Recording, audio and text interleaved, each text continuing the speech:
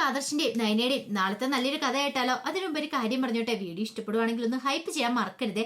അങ്ങനെ നാളത്തെ കഥയില് നന്ദു ഡ്രൈവറോട് ചോദിച്ചു, എടോ തനിക്കറിയാവോ ആ ഭാഗം എങ്ങനെയാ കാറിനകത്ത് വന്നേന്ന്? എനിക്കറിയില്ല മാഡം. തനിക്ക് എന്തെങ്കിലും പങ്കുണ്ടോ ഈ സ്വർണ്ണക്കടത്തുമായിട്ട് ബന്ധപ്പെട്ട്? അയ്യോ മാഡം, എനിക്കൊരു പങ്കുമില്ല എന്ന് പറഞ്ഞു. ഈ സമയത്ത് CI പറഞ്ഞു, അയാൾക്കൊന്നും അറിയത്തുണ്ടായിരിക്കില്ല. അല്ല, കാർ ഇവരുടെ അല്ലേ, ഇവരെ ചോദ്യം ചെയ്തിട്ടല്ലേ കാര്യമുള്ളൂ. ഇവരറിയത്തില്ലാതെ എന്താണെങ്കിലും ആ സ്വർണം ബാഗും ആ കാറിനകത്ത് വരാൻ വഴിയില്ല എന്ന് പറഞ്ഞു. അവരെ തന്നെ ചോദ്യം ചെയ്യാൻ പറഞ്ഞു. നന്ദുവിന് ഭയങ്കര ടെൻഷനായി. എന്ത് ചെയ്യാൻ പറ്റും? ചേച്ചി ഒന്നാമത്തെ കാര്യം പ്രഗ്നന്റ് ആണ്. ഇത് ശരിക്കും CIയും കൂടെ അറിഞ്ഞിട്ടുള്ള ഒരു പ്ലാൻ ആണോ എന്ന് സംശയമുണ്ട്. കാരണം CIയുടെ പെരുമാറ്റം കണ്ടാൽ തോന്നും നയനെ മനഃപൂർവ്വം കുറ്റക്കാരിയാക്കാൻ ശ്രമിക്കുന്ന പോലെ. ഇതിനകത്ത് എന്തോ ഒരു ചതി നടന്നിട്ടുണ്ടെന്നുള്ള കാര്യം അറിയാം. പിന്നീട് CI ചോദിച്ചു, എന്താ ചോദ്യം ചെയ്യുന്നില്ലെന്ന് ചോദിച്ചു. അല്ല സാറേ, പ്രതി പ്രഗ്നന്റ് ആണല്ലോ. അത് മാത്രമല്ല, ഇപ്പൊ ഒരു ചോദ്യം ചെയ്യലിനെ നേരിടാനുള്ള മാനസികാവസ്ഥയിലും ആരോഗ്യത്തിലും എല്ലാം തോന്നേ. അതുകൊണ്ട് ഇപ്പൊ വേണോ, ഇപ്പൊ ചോദ്യം ചെയ്യണോന്ന് ചോദിച്ചു. കുറച്ച് കഴിഞ്ഞിട്ട് പോരാ സാറേന്ന് ചോദിച്ചു. എങ്കിൽ ഒരു കാര്യം ചെയ്യാം, കുറച്ച് കഴിഞ്ഞിട്ട് ചോദ്യം ചെയ്താൽ മതിയെങ്കിൽ രണ്ടുപേരെയും കൂടെ ലോക്കപ്പിനകത്തേക്ക് കയറ്റിയിടാൻ പറഞ്ഞു. സാറേ, ലോക്കപ്പിൽ കയറ്റിയിടേണ്ട കാര്യമുണ്ടോ? അതെന്താ നന്ദനെ? അല്ല, ഇവിടെ ഇരുത്തിയാ പോരെ, പുറത്ത് കസേരയിൽ ഇരുത്തിയാ പോരെ? ഓ, നിങ്ങളുടെ കുടുംബക്കാർക്ക് എന്താ പ്രത്യേക പരിഗണനയാണോ? അതെ, നിയമത്തിന് മുന്നിൽ എല്ലാവരും സമന്മാരാന്നുള്ള കാര്യം നന്ദൻ പഠിച്ചിട്ടില്ലേ? ഇതൊക്കെ പഠിച്ചിട്ടല്ലേ SI ആയെന്ന് ചോദിച്ചു. അല്ല, അത് പിന്നെ കുടുംബക്കാർക്കൊന്നും ഇവിടെ പ്രത്യേക പരിഗണന കൊടുക്കേണ്ട കാര്യമില്ല. തെറ്റ് ചെയ്ത എല്ലാവരും ഒരേപോലെ തന്നെയാ. ചോദ്യം ചെയ്യാനായിട്ടെ ലോക്കപ്പിലേക്കാ കയറ്റുന്നേ. ചോദിക്കേണ്ട രീതി ചോദിക്കേണ്ട പോലെ ചോദിച്ചിട്ടുണ്ടെങ്കിൽ തത്ത പറയുന്നുള്ള സത്യങ്ങളൊക്കെ അവളും കൂടെ പറയൂന്ന് പറഞ്ഞു. ഇവിടെ ഒരു പരിഗണന കൊടുക്കത്തില്ല എന്ന് പറഞ്ഞു. നന്ദുവിന് ഭയങ്കര വിഷമായിപ്പോയി. എന്ത് ചെയ്യാൻ പറ്റും? ഒരു നിമിഷം നന്ദു തന്നെ ശപിച്ചുപോയി. ഏത് സമയത്താണോ SI ആന്ന് തോന്നിയത്. കാരണം ഇതുപോലത്തെ ഒരു ത്രിവിധിയൊക്കെ ഉണ്ടായല്ലോ എന്ന്, ഒന്നും തനിക്ക് ചെയ്യാൻ പറ്റുന്നില്ലോ എന്നൊരു ചിന്ത. ഇതിനെക്കുറിച്ച് എന്തെങ്കിലും ഒരു അറിവ് നേരത്തെ കിട്ടുമായിരുന്നെങ്കിൽ താൻ എങ്ങനെയും തൻ്റെ നയനേച്ചി രക്ഷിച്ചാനോ എന്നൊരു ചിന്തയായിരുന്നു നന്ദുവിന് മനസ്സിൽ. പിന്നീട് നന്ദു നയനയും കൊണ്ട് ലോക്കപ്പിന്റെ അടുത്തേക്ക് എന്നിട്ട് പറഞ്ഞു, അതെ ചേച്ചി പേടിക്കൊന്നും വേണ്ട കേട്ടോ. അധികം വൈകാതെ ചേച്ചിനെ ഞാൻ ഇവിടുന്ന് പുറത്തിറക്കിയിരിക്കും. എനിക്കറിയാം ഇത് മനഃപൂർവ്വം ആരൊക്കെ കരുതി കൂട്ടി ചെയ്ത പ്രവൃത്തിയാണ്. ഇവിടുന്ന് ചേച്ചിയെ ഞാൻ പുറത്തെത്തിക്കും. ഇത് ചെയ്ത ആരാണെങ്കിലും അവരെ ഞാൻ വെറുതെ വിടാൻ പോകുന്നില്ലെന്ന് പറഞ്ഞു. നയന പറഞ്ഞു, നന്ദു നീ വിഷമിക്കൊന്നും വേണ്ട, ഞാനൊരു തെറ്റും ചെയ്തിട്ടില്ല. ചേച്ചി, അതല്ല, ചേച്ചിയുടെ വയറ്റിലൊരു കുഞ്ഞുണ്ടല്ലോ, ഈ സമയത്ത് ചേച്ചി റെസ്റ്റ് എടുക്കണ്ടല്ലേ? അങ്ങനൊരു അവസരത്തിൽ സാരമില്ല നന്ദു, ഒരു പക്ഷേ ഇതൊക്കെ എൻ്റെ ജാതകത്തിലുണ്ടായിരിക്കും. അല്ലെങ്കിൽ തന്നെ കുഞ്ഞു വയറ്റിലായ സമയത്ത് ഓരോരോ കഷ്ടകാലങ്ങൾ വന്നുകൊണ്ടിരിക്കുമല്ലേ, ഇതും കൊണ്ട് ചിലപ്പോൾ കഷ്ടകാലങ്ങളൊക്കെ അവസാനിക്കുമായിരിക്കും എന്ന് പറഞ്ഞു. പിന്നീട് നന്ദു എന്ത് ചെയ്യണമെന്ന് അറിയത്തില്ല, അത് ഒരു നിമിഷം നിൽക്കുകയാണ്. എത്രയും പെട്ടെന്ന് പുറത്ത് ഇറക്കിയാൽ മതിയാവുള്ളൂ.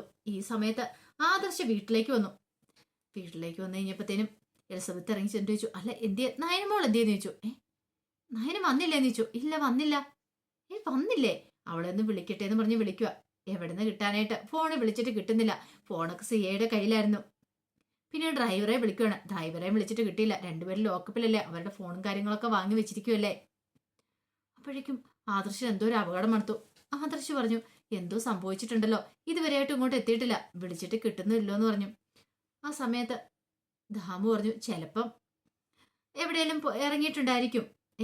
അങ്ങനെ അവള് പറയാതെ ഒരിടത്തും പോകത്തില്ല, ഇന്ന് വരെ അങ്ങനെ പോയിട്ടില്ല എന്ന് പറഞ്ഞു. എന്തോ അപകടം സംഭവിച്ച പോലെ എനിക്ക് തോന്നുന്നുണ്ട്, എന്തോ ഒരു വല്ലാത്തൊരു ബുദ്ധിമുട്ട് തോന്നുന്നുണ്ട്. എലിസബത്ത് പറഞ്ഞേ, അങ്ങനെയൊന്നും സംഭവിക്കില്ല സാറേ, നയനമോള് പെട്ടെന്ന് ഇങ്ങോട്ടേക്ക് വരും. എവിടെയെങ്കിലും ഇറങ്ങിയതാണെങ്കിലോ? പറയാതെ ഇറങ്ങത്തില്ല ചേച്ചി, ഇന്ന് വരെ അങ്ങനെ സംഭവിച്ചിട്ടില്ല. അവൾ എന്നോട് ചോദിക്കാതൊന്നും ചെയ്യാറില്ല എന്ന് പറഞ്ഞു. ആ സമയത്താണ് നന്ദുവിന്റെ കോള് വരുന്നത് ആദർശിന്റെ ഫോണിലേക്ക്. നന്ദു വിളിച്ചിട്ട് ആദർശിനോട് എത്രയും പെട്ടെന്ന് പോലീസ് സ്റ്റേഷനിലേക്ക് വരാൻ പറഞ്ഞു. എന്താ നന്ദു കാര്യം? അതൊക്കെ ഞാൻ ഇവിടെ വന്നിട്ട് പറയാന്ന് പറഞ്ഞു. പെട്ടെന്ന് തന്നെ എലിസബത്തിനോടൊക്കെ കാര്യം പറഞ്ഞിട്ട് പോലീസ് സ്റ്റേഷനിലേക്ക് വെച്ച് പിടിക്കുകയാണ് ആദർശ്. എന്താ ഏതാ കാര്യം എന്നറിയത്തില്ല. ഇനി എന്തേലും താൻ ഭയപ്പെടുന്ന പോലെ എന്തെങ്കിലും സംഭവിച്ചിട്ടുണ്ടോ എന്നൊരു പേടി. അങ്ങനെ ചെന്ന് കഴിഞ്ഞപ്പോഴത്തേനും നന്ദു കാര്യങ്ങൾ പറയണം. ആദർശേട്ടാ, ഇങ്ങനെ ഒരു പ്രശ്നമുണ്ട്, നയനേച്ചിയെ കസ്റ്റഡിയിൽ എടുത്തിട്ടുണ്ടെന്ന് പറഞ്ഞു. ആദർശ് ഞെട്ടിപ്പോയി. എന്തൊക്കെയാ നന്ദു പറയണേ? എനിക്കറിയില്ലായിരുന്നു ആദർശേട്ടാ. ആ CI ആണ് അറസ്റ്റ് ചെയ്തുകൊണ്ട് വന്നേ. ഇവിടെ വന്നതിന് ശേഷം ഞാൻ കാര്യങ്ങളൊക്കെ അറിയണേ. അപ്പോഴേക്കും ആദർശോട് നന്ദു, ഇടയ്ക്ക് എന്നെ സേവിയർ വിളിച്ചിട്ടുണ്ടായിരുന്നു, ഞാനിപ്പോൾ സേവിയറിനെ കാണാനായിട്ട് അങ്ങോട്ട് പോയി. ആ സമയത്താണ് നയന ഡ്രൈവറും കൂടെ വീട്ടിലേക്ക് വരുന്നത്. ഒരു പക്ഷേ എനിക്കിട്ടും കൂടെ വേണ്ടി വെച്ച കെണിയാണെന്ന് അറിയില്ല, ആദർശിനെ കൊടുക്കാൻ വേണ്ടിയിട്ട്. അപ്പൊ ആദർശിനിട്ട് വെച്ച പണി നയനക്കിട്ട് കിട്ടിയതാണോ? രണ്ടുപേരെയും കൂടെ ഒരുമിച്ച് കൊടുക്കുകയാണെങ്കിൽ കാര്യങ്ങൾ കുറച്ചുകൂടെ എളുപ്പമാവുമല്ലോ. ഇടയ്ക്ക് ആദർശ് ഇറങ്ങിയതുകൊണ്ട് ആദർശ് ആദർശിനെ പിടികൂടിയില്ല. അപ്പോഴേക്കും നന്ദു പറഞ്ഞു, ഇതാരോ മനഃപൂർവ്വം ചെയ്തിരിക്കുന്ന ആദർശേട്ടാ, ആരാ എന്താന്നും അറിയത്തില്ല. അപ്പോഴേക്കും ആദർശ് പറഞ്ഞു, ഒരു കാര്യം ഉറപ്പായി, ശത്രുക്കൾ പിന്നാലെ തന്നെയുണ്ട്. എന്നെ ഇവളെയും കൂടെ കൊടുക്കാൻ വേണ്ടി ചെയ്ത പ്രവൃത്തിയായിരിക്കും. എനിക്ക് എന്ത് വില കൊടുത്തും നയനെ പുറത്തെടുക്കണം. നന്ദു പറഞ്ഞു, അത്ര എളുപ്പം നടക്കില്ല, അറിയാലോ. സിയെ അല്ലെങ്കിൽ തന്നെ നല്ല ചൂടിലാന്ന് പറഞ്ഞു. ഒരു പക്ഷേങ്കില് പെട്ടെന്നൊന്നും പുറത്തിറക്കാൻ പറ്റുമെന്ന് തോന്നില്ല എന്ന് പറഞ്ഞു. ആദർശ് പറഞ്ഞു, ഇനിയിപ്പോൾ എന്ത് ചെയ്യും? ഞാൻ സിയേനെ കണ്ടത് സംസാരിച്ചാലോ? അങ്ങനെ സംസാരിച്ചുകൊണ്ട് പ്രയോജനമുണ്ടെന്ന് തോന്നില്ല. ഒരു കാര്യം ചെയ്യാം, വേണമെങ്കിൽ ഒന്ന് കണ്ട് സംസാരിച്ചാലും പറഞ്ഞു. അതെ, എനിക്ക് അതിനു മുമ്പ് നയനെ ഒന്ന് കാണണമെന്ന് പറഞ്ഞു. അങ്ങനെ നന്ദു ആദർശയും കുട്ടി നയനയുടെ അടുത്തേക്ക് വരുവാണ്. നയനെ കണ്ടു കഴിഞ്ഞപ്പോഴത്തേനും ആദർശൻ സഹിച്ചില്ല. കാരണം ലോക്കപ്പിനകത്ത് നയന, അവള് പ്രഗ്നന്റ് ആണ്, തന്റെ കുഞ്ഞിനെ ഉദരത്തിൽ പേറിയിരിക്കുന്നവൾ അവള്. അത് ഈ സമയത്ത് അവൾക്ക് ഇങ്ങനെ ഒരു വിധി ഉണ്ടായല്ലോ എന്നൊരു ചിന്തയായിരുന്നു ആദർശന്റെ മനസ്സിൽ. അപ്പോഴേക്കും നയന ആദർശനോട് പറഞ്ഞു, ആദർശേട്ടൻ വിഷമിക്കൊന്നും വേണ്ട, അധികം വൈകാതെ ഞാൻ പുറത്തിറങ്ങും. തെറ്റൊന്നും ചെയ്തിട്ടില്ലോ ആദർശേട്ടാ, പിന്നെ എന്തിനാ നമ്മൾ വിഷമിക്കണമെന്ന് ചോദിച്ചു. എന്നാലും നയനെ എന്താ സംഭവിച്ചതെന്ന് ചോദിച്ചു. പിന്നീട് നയന കാര്യങ്ങൾ പറയണം. വരുന്ന വഴിക്ക് പോലീസുകാർ വണ്ടി തടഞ്ഞ കാര്യങ്ങളൊക്കെ, അവർക്ക് എന്തോ ഒരു അനോണിമസ് കോൾ എന്നാ പറയണേ. പക്ഷെ അതൊന്നും അല്ല ആദർശേട്ടാ, ഇതിന്റെ പിന്നിൽ ആരോ നന്നായിട്ട് കളിക്കുന്നുണ്ട്. നന്ദു പറഞ്ഞു, അതെനിക്കും തോന്നിയ കാര്യം ആദർശേട്ടാ. ആ സിഐക്കും ഇതിനകത്ത് മനസ്സറിവുണ്ടോന്ന് ഒരു സംശയമുണ്ട്. അയാളും കൂടെ അറിഞ്ഞിട്ടാണോ ഇങ്ങനെ ഒരു കാര്യം നടക്കണേന്നൊക്കെ. ആദർശ് പറഞ്ഞു, ഇനിയിപ്പോൾ എന്ത് ചെയ്യും? ഒരു കാര്യം ചെയ്യാം, നവീനെ ഒന്ന് വിളിച്ചു നോക്കാന്ന് പറഞ്ഞുകൊണ്ട് നന്ദു നവീനെ വിളിക്കുവാണ്. നവീനെ വിളിച്ചിട്ട് ചുരുക്കത്തിൽ കാര്യങ്ങൾ പറഞ്ഞു. അത് കേട്ട് ഇനിയിപ്പോൾ നവീന് കാര്യം മനസ്സിലായി. ഒരു കാരണവശാലും നയനൊന്നും അങ്ങനെ ചെയ്യുന്നൊരു വ്യക്തിയേ അല്ല. അപ്പൊ ഇത് കൊടുക്കാൻ വേണ്ടി ചെയ്തേക്കുന്ന കാര്യമാണ്, ആരോ മനഃപൂർവ്വം കരുതി കൂട്ടി ചെയ്തിരിക്കുന്നതാണ്. നവീൻ പറഞ്ഞു, പേടിക്കണ്ട, ഞാൻ ഇപ്പൊ തന്നെ അങ്ങോട്ടേക്ക് വരാമെന്ന് പറഞ്ഞു. ഈ സമയത്ത് ആദർശ് സിയേനെ കാണാൻ ചെന്നു. സിയോട് കാര്യങ്ങൾ സംസാരിക്കുന്നുണ്ട്. സാറേ, എന്റെ ഭാര്യ അവൾ അങ്ങനെ ഒരു തെറ്റ് ചെയ്യില്ല. അവളെക്കുറിച്ച് അന്വേഷിച്ച് നോക്കിയാൽ സാറിനറിയാം. പോരാത്തന്നെ അവൾ ഗർഭിണിയും കൂടെയാ. അവളെ വിട്ടയക്കണം. വേണേ പകരം ഈ കുറ്റം എന്റെ തലയിലേക്ക് വെച്ചോ. ഞാനായിരുന്നു കാരണത്തുണ്ടായിരുന്ന സാറ് എഴുതിക്കോളാൻ പറഞ്ഞു. അത് കേട്ടപ്പോൾ സിയെ പറഞ്ഞു, അതൊന്നും പറ്റത്തില്ല, അങ്ങനെയൊന്നും നടക്കില്ല എന്ന് പറഞ്ഞു. നിങ്ങളുടെ ഭാര്യ തെറ്റ് ചെയ്തിട്ടുണ്ടെങ്കിൽ അതിനുള്ള ശിക്ഷ കിട്ടും.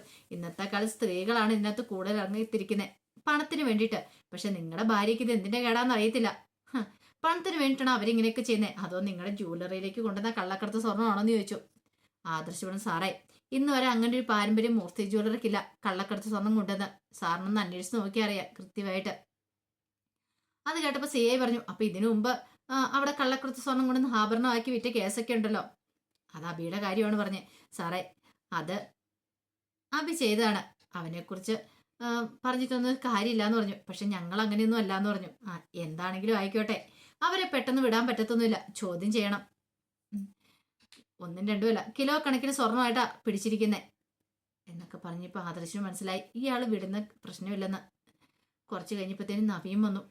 നവീൻ വന്നു കഴിഞ്ഞപ്പോൾ നന്ദു ആദർശം കാര്യങ്ങളൊക്കെ ചുരുക്കത്തിൽ പറയുന്നുണ്ട്. ഒടുവിൽ സിയെ കാണാനായിട്ട് നവീൻ കയറിയിട്ട് സിയോട് കാര്യങ്ങൾ സംസാരിക്കുന്നുണ്ട്. സാറേ, സാറിനും അറിയാം, എനിക്കും അറിയാം നയന തെറ്റൊന്നും ചെയ്തിട്ടില്ലെന്ന്. പിന്നെ സാർ എന്തിനാ അവരെ പിടിച്ചു വെച്ചിരിക്കുന്നേ? സാറിന് എൻ്റെ ആവശ്യമുണ്ടോ? അവരെ ജാമ്യത്തിൽ വിടണമെന്ന് പറഞ്ഞു. പക്ഷെ സിയെ സമ്മതിച്ചില്ല. നവീൻ പറഞ്ഞു, സാർ ഒരു കാര്യം ഞാൻ പറയാം, സാർ ഇത്ര മസിൽ പിടിക്കുന്നുണ്ടെങ്കിൽ അതിന് പിന്നെ വ്യക്തമായ കാരണം കാണും.